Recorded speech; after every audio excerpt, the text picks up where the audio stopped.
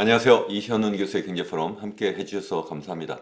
오늘 한국은행에서 중요한 발표 두 가지를 했습니다. 한 가지는 기준금리를 그러니까 우리나라의 전반적인 금리에 다 영향을 미칠 수 있는 정책금리라고 하는 기준금리를 기존의 2.75%에서 0.25%포인트를 낮추어서 2.5%로 정했고요. 그리고 또 한 가지는 올해의 우리나라의 경제 성장 전망치를 기존의 1.5%였던 것을 0.8%로 무려 거의 절반 가까이 낮추어 잡았습니다. 그래서 도대체 무슨 일이 벌어지고 있는지에 대한 말씀을 좀 드리려고 합니다. 그래서 저는 순서를 기준금리 발표에 앞서서 우리나라의 경제 전망을 먼저 말씀을 드리고 그래서 그에 맞춰서 기준금리가 이렇게 낮춰 잡았구나 이런 순서로 말씀을 좀 드리려고 합니다. 그래서 기왕이면 그런 배경도 말씀드리고 앞으로 전망도 말씀드리고 또 그래서 앞으로 어떻게 해야 되겠는지 그래서 또 우리 개인은 또 어떻게 하면 좋겠는지에 대한 생각도 좀 같이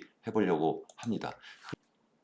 그래서 여기에서 지금 보시는 것이 한국은행이 오늘 발표한 올해 우리나라의 경제 성장률 전망치입니다. 그래서 여기 보시면 왼쪽 그림에 보시면 올해 2025년에 0.8% 정도 성장할 것이고 내년에는 1.6%로 좀 그래도 회복될 것이다 이렇게 바라보고 있는데요. 여기 지금 오른쪽에 있는 그림이 정말 드라마틱합니다. 정말 여기 지난해에 2024년에 뭐 2월, 5월, 8월, 11월 무려 네 번 보통 이제 네 번 전망을 하거든요. 2월에 하고 5월에 하고 또 그래서 올해도 지금 2월, 5월 했는데요. 앞으로도 지금 두 번 정도 또 수정 전망치를 발표하긴 할 텐데 지난해만 해도 올해 그러니까 지난 2024년에 2025년을 전망할 때는 한 2.0% 이상 성장할 것이다 이렇게 봤고 연말에도 11월에도 1.9 정도 할 것이다 이렇게 했는데 올해 초에 2월에 발표할 때는 1.5로 비교적 많이 낮춰 잡았다고 했습니다. 그런데 1.5도 그렇게 충분히 낮춰 잡은 것이 아닌 거예요. 그래서 오늘 발표한 올해의 전망치는 무려 0.8%로 이렇게 낮춰 잡았다는 거죠. 정말 이 정도면 굉장히 급격하게 낮춰 잡은 건데요. 이 정도는 어느 정도냐? 여기 보시면 맨 왼쪽에 있는 것이 이제 한국은행이 이제 기존 전망 1.5에서 0.8로 낮춰 잡았다는 것이고 또 KDI 우리나라의 대표적인 이제 싱크탱크라고 하는 한국개발연구원도 이번 달 초에 올해 경제 성장률 전망치를 발표했는데 그때도 공교롭게 똑같이 0.8% 성장할 거다 이렇게 전망을 했어요. 그러니까 한국은행도 KDI를 똑같이 지금 따라서 지금 전망을 하고 있는데 한국은행도 1.5에서 0.8로 낮춰 잡은 것이 굉장히 많이 낮춰 잡았다 이렇게 제가 말씀을 드렸는데 이 한국개발연구원도 기존의 1.6%에서 0.8%로 거의 반토막을 내버린 거죠.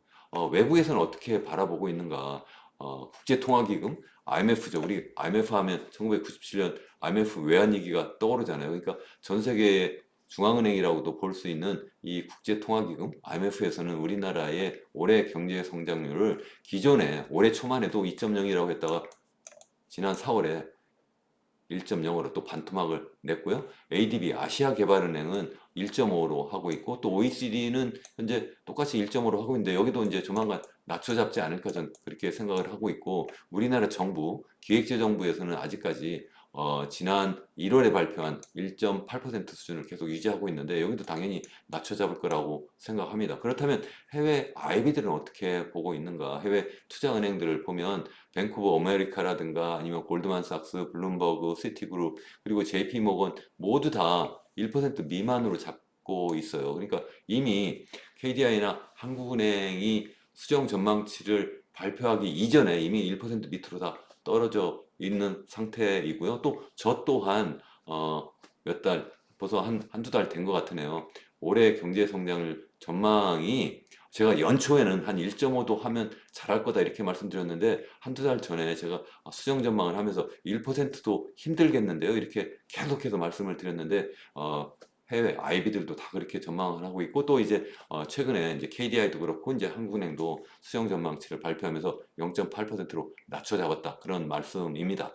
자 그렇다면 현재 진행 상황은 어떤지 좀 봐야 되잖아요. 그래서 여기 보시면 왼쪽은 이제 전년 동기로 보는 거고 오른쪽은 전기 대비로 이렇게 보는 거예요. 전년 동기는 예를 들어서 여기 2025년 1분기 하면 1, 2, 3, 3개월을 놓고 볼 때 마이너스 0.1% 했다. 그러니까 지난해 1분기에 비해서 올해 1분기는 GDP 규모로 보면 마이너스 성장했다, 줄어들었다 그 얘기예요. 그러니까 1년 동안 마이너스 성장했다 그런 이야기고 분기별로 보면 여기 보시면 지난 1분기에 지난해 4분기에 비해서 마이너스 0.2 했고 또 지난해 4분기는 0.1 그리고 3분기는 0.2 그리고 또 지난해 2분기도 마이너스 0.2에서 이렇게 지난 1년 동안 딱 보면 어때요? 이것도 마이너스 성장했다. 그래서 이미 지난 1년을 놓고 보면 이미 0% 밑으로 떨어져 있는 상태다. 이렇게 말씀을 드릴 수가 있는 거죠. 더더욱이 제가 계속해서 말씀드리는 것처럼 이건 단기적인 것뿐만 아니라 장기적으로도 우리가 생각을 해봐야 되는데 장기적으로 보면 70년대 이후에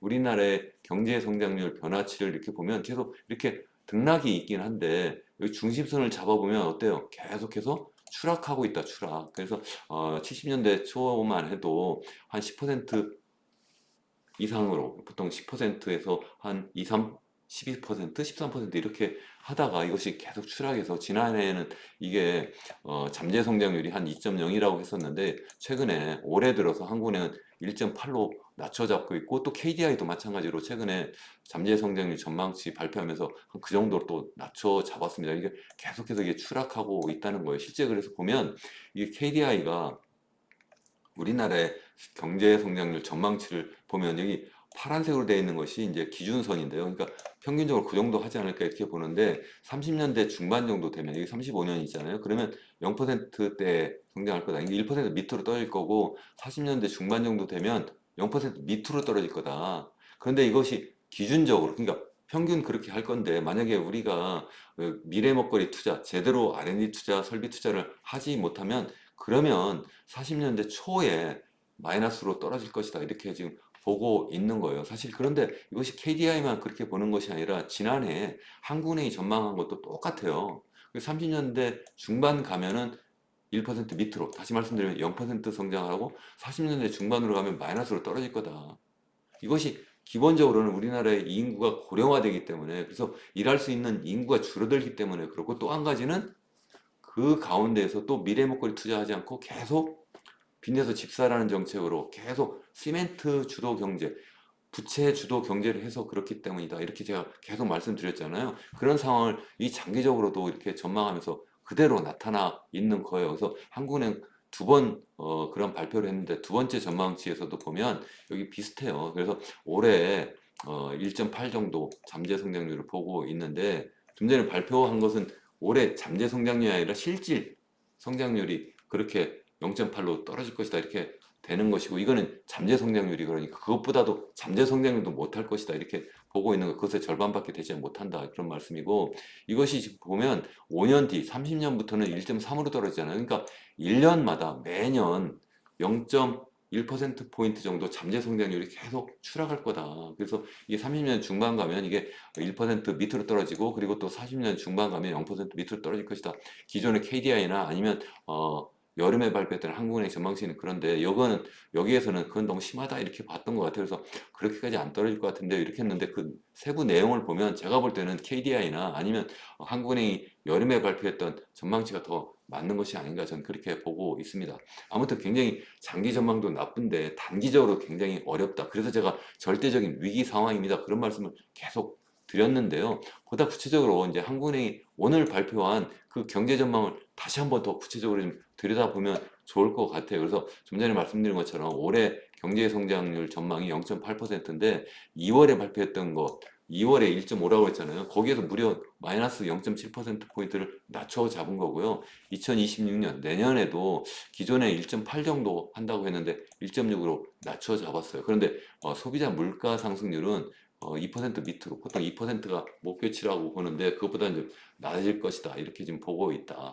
그런데 제가 계속해서 말씀드리지만 우리나라는 미국이나 다른 선진국과 달리 어떻게 하고 있어요? 계속 물가 관리를 하고 있어요. 뭐 공공 서비스 물가 예를 들어서 뭐 공공요금 뭐 전기요금이라든가 아니면 전화요금이라든가 뭐 각종 그런 대중교통 요금이라든가 이런 것을 상승하지 못하도록 정부가 계속 누르고 있잖아요. 그래서 그것을 그냥 내버려 두면 사실 이거보다 더 오를 수 있지 않을까. 그래서 이것을 그냥 보고 아 우리나라 물가는 다 잡았네? 이렇게 할 수 없다 하는 말씀을 제가 계속 드립니다. 어쨌든 한국은행의 그 경제 전망 오늘 발표한 그 전망을 보면 여기 보시면 2025년부터 보시면 상하돼 있잖아요. 상이면 1월부터 6월 그리고 하는 이제 7월부터 그리고 12월까지인데 여기 보시면 상반기는 수정 전망치가 이제 빨간색인데요. 0.1 정도. 그러니까 이미 마이너스 이제 상반기 보면 1분기가 있고 2분기가 있잖아요. 1분기는 이미 마이너스 0.2에 했는데 2분기는 그보다 좀 좋아지지 않을까 이렇게 보는 것 같아요. 제가 볼 때는 그렇지 않을 것 같은데 더군다나 이제 하반기는 무려 1.4 정도 성장할 거다. 그러니까 그래서 전체적으로 합하니까 그래서 0.8이 된다 이렇게 보고 있고 더군다나 내년에는 좀 더 많이 좋아지지 않을까. 근데 이상한 것은 상반기는 2.0인데 하반기는 또 더 나빠진다. 제가 볼 때는 이것도 좀 이상하긴 한데 제가 볼 때는 비슷한 수준으로 계속 가거나 이렇게 보는 것이 더 안정적이지 않을까, 더 안전하지 않을까 이렇게 생각을 하는데 세부 내용을 좀 들여다 봐야 되겠습니다만 어쨌든 내년에 상반기 좋다 또 하반기 또 나빠진다 이렇게 좀 보고 있어요. 이것은 약간 좀 제가 볼 때는 좀 약간 그렇게 되지 않을 가능성이 크지 않을까 이렇게 저는 보고 있습니다. 어쨌든 국내 성장률 전망치가 이제 0.8 올해는 내년에 1.0 정도 이렇게 한다고 하는데 그 속을 들여다보면 계속 말씀드리지만 단기적으로 이렇게 경기가 변동하는 것은 다 뭐라고 했어요? GDP의 수요 측면이다 말씀드렸잖아요. 수요 측면이라는 것은 소비 수요, 투자 수요, 정부 지출 수요, 그리고 순수출 수요가 있다. 그래서 소비 수요라는 것은 우리가 민간 소비라고 이렇게 한국은행은 이야기를 하고 있어요. 그래서 이거 보면 올해 1.1% 정도 성장할 거다. 그러니까 2% 정도 되는 것이 이제 보통 이제 우리가 완전 고용 상태 근처다. 그래서 특히 이제 한국에 이제 그것도 못해도 1.8이라고 하고 있는데 민간 소비도 그 정도 못하면 경기가 좀 나쁘다 이렇게 볼 수 있는데요.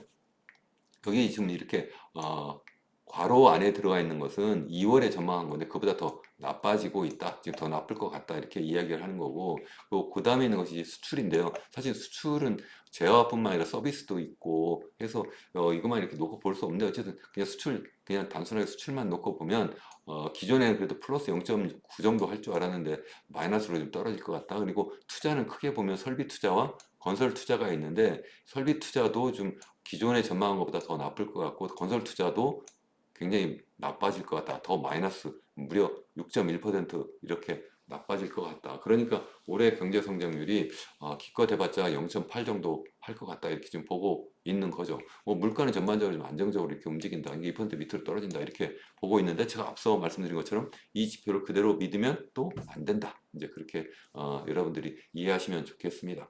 아무튼 그래서 25년, 26년 이렇게 보면 소비자 물가는 전반적으로 좀 안정된다고 이제 한국은행은 적어도 공식 통계 자료를 보면 그렇다. 그리고 경상수지가 이제 좀 전에 말했던 것처럼 상품 그리고 서비스 그리고 이제 우리가 이제 해외 투자에서 벌어들이는 소득 그리고 또 외국인이 우리나라에서 벌어들이는 소득을 이제 플러스 마이너스해서 전부 다 합하면 그것을 우리가 이제 경상수지라고 하는데 그것이 올해 지난해만큼은 아니지만 그래도 올해도 무려 820억 달러 정도 흑자 볼 것이다 이렇게 보는데 이건 좀 제가 볼 때 좀 낙관적이지 않은가 너무 지나치게 낙관적이라고 보는데 나중에 보시죠. 그래서 저는 올해 우리나라의 경제 성장률이 0.8 정도 할 거라고 이렇게 이야기를 하고 있는데 저는 그보다 좀 못할 가능성이 더 크다 이렇게 저는 보고 있어요. 그 밑에 뭐 취업자 수 증감 이런 건 우리나라 이것도 계속 그 허수가 좀 많기 때문에 정부가 일자리를 억지로 막 늘리고 있기 때문에 이것을 그대로 받아보기는 좀 어렵다. 그대로 믿기는 좀 어렵다 이렇게 생각을 합니다.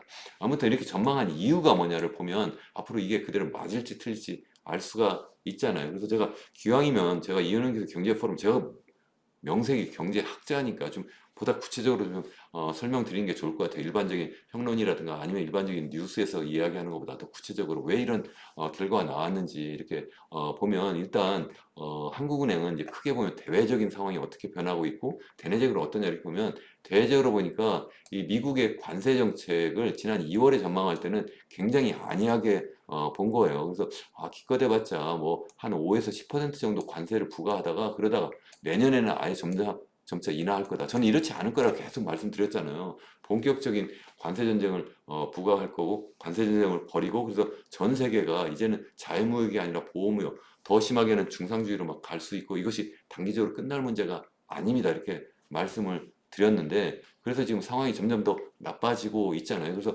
5월 현재 지금 이번에 수정 전망치를 발표할 때는 어떻게 하냐면 기본 관세 10% 이제 미국 트럼프 행정부에서 현재 부과하고 있는 10%에다가 품목 관세 있잖아요. 우리나라에 대한 품목 관세뿐만 아니라 전 세계적으로 지금 하고 있는 것이 예를 들어서 뭐 철강이라든가 아니면은 뭐 자동차에 대한 관세를 지금 25% 정도 부과하고 있는데 이걸 계속 그 정도 유지하지 않을까.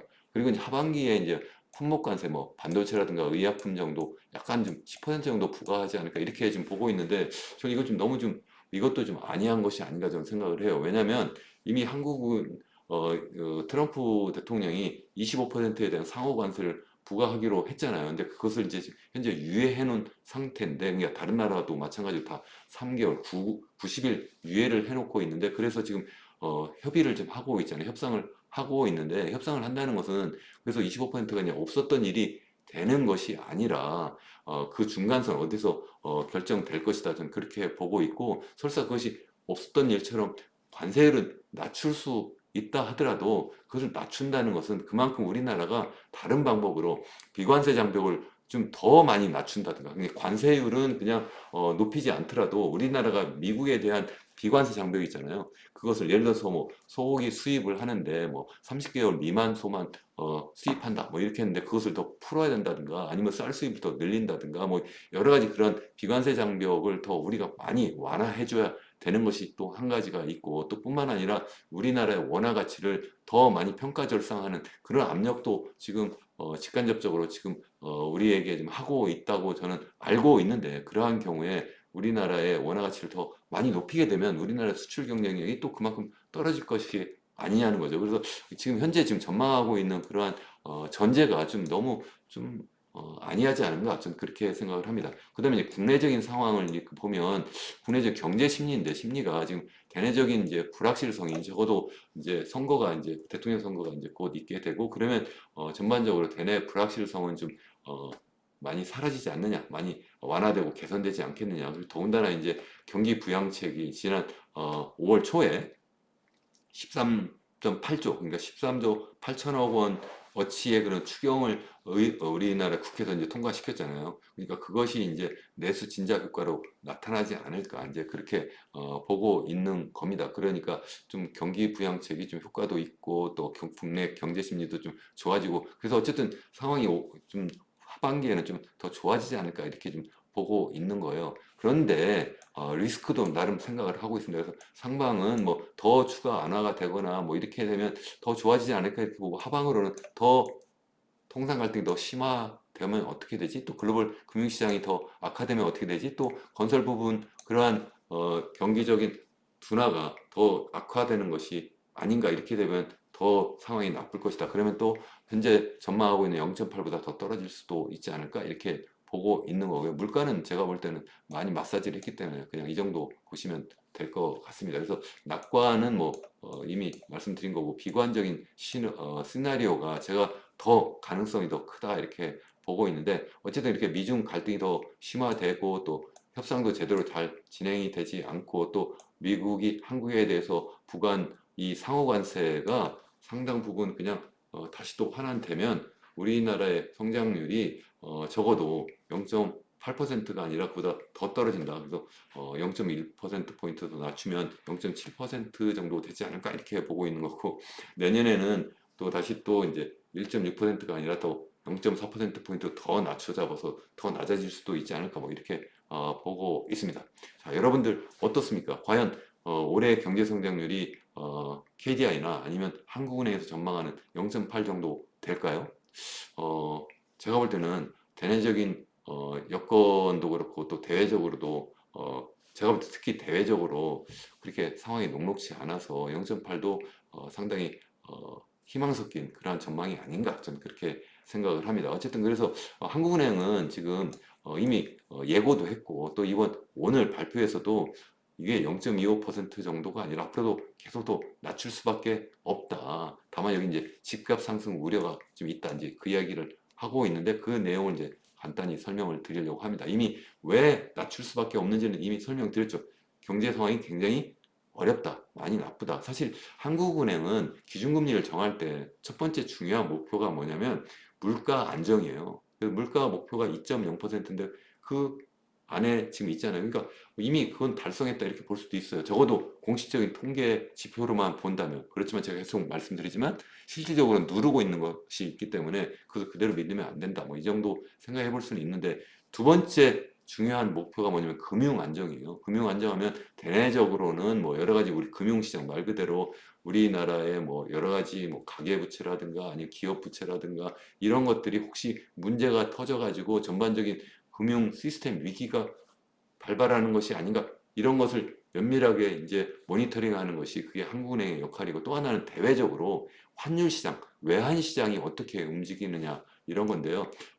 이 두 가지 목표, 그러니까 하나는 물가 안정이고 하나는 금융 안정인데 사실은 목표에 명시적으로 나와 있지 않지만 사실 또 한 가지 중요한 것이 바로 이 경기와 고용이에요. 그래서 너무 경기가 나쁘면 고용 상황도 나쁘고 그러니까 경기를 어떻게든 나쁠 때는 부양하려고 하는 그러한 기준금리 조정 정책을 할 수밖에 없다. 그래서 이번에도 기준금리를 낮춘 것은 사실 물가나 아니면 뭐 금융 안정 뭐 이런 거보다는 경제 상황이 너무 나쁘기 때문에 낮춘 거고 앞으로도 그렇게 더 낮출 수밖에 없다는 이야기를 이미 예고하고 있습니다. 그래서 이미 기준금리 좀 전에 말씀드린 것처럼 계속 낮춰 잡아서 지금 2.5 정도 되었다. 그래서 최고금리가 3.5 정도였잖아요. 그래서 지금 벌써 지난해부터 시작해서 벌써 4번 낮춰 잡아서 2.5 정도 됐고요. 미국은 참고로 미국하고 좀 비교를 많이 할 필요가 있어요. 그래서 미국하고의 금리 차이가 이것이 바로 또 우리나라에 투자되는 그 외국인들의 그 투자가 어떻게 움직이느냐, 혹시 들어왔다가 나가는 거 아니냐, 반대로 또 우리나라 투자자들이 또 해외로 더 빠져나가는 것이 아니냐, 이런 것, 그에 따라서 외환시장이 막 불안해지고 또 환율이 튀어오르고 이러면 안 되기 때문에 면밀히 봐야 되는데 이게 보면 미국보다 한국의 기준금리가 더 높은 것이 일반적이에요. 여기 왼쪽에 보시는 것처럼.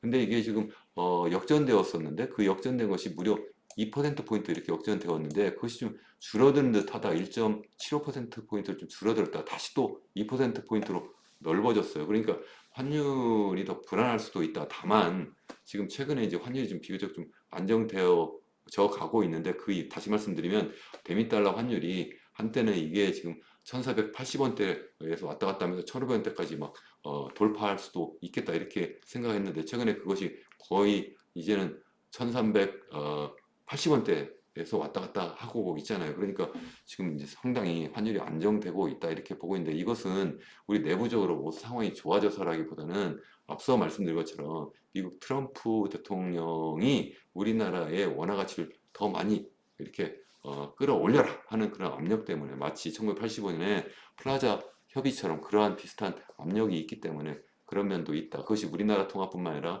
아시아 주요 통화도 다 비슷하게 움직이고 있다는 것 여러분들도 이미 아실 거라고 생각을 합니다. 어쨌든 그래서 기준금리가 지금 줄어들고 있고 장기적으로 보면 2000년부터 이렇게 보시면 지금 기준금리가 그렇게 아주 낮은 편도 아니고 아주 높은 편도 아니고 한 중간 정도 와 있구나 이렇게 생각을 하시면 될 것 같고 제가 볼 때 한국은행이 지금 앞으로 좀 더 낮추지 않을까. 그래서 2.5에서 아마 올해 말까지 최소한 2.0까지 앞으로 한 두 번 정도 또는 경제상이 더 나쁘면 한 번 더 낮추지 않을까 이렇게 저는 생각을 하고 있습니다. 그 정도는 코로나 이전 정도 수준까지 가지 않을까 1.75% 정도까지 가지 않을까 이렇게 생각을 합니다. 여기에 실물경제 지표 뭐 많이 나와 있는데 좀 전에 말씀드린 뭐 그러한 내용이니까 그냥 넘어가도록 하고 또 물가는 또 물가대로 상당히 안정되고 있다. 적어도 공식적인 통계 자료는 그렇다. 이렇게 볼 수 있는 것이고 다만 이제 금융 부문인데 대내적인 상황은 가계부채가 계속 문제고 또 뿐만 아니라 기업부채도 우리나라 너무 많고 또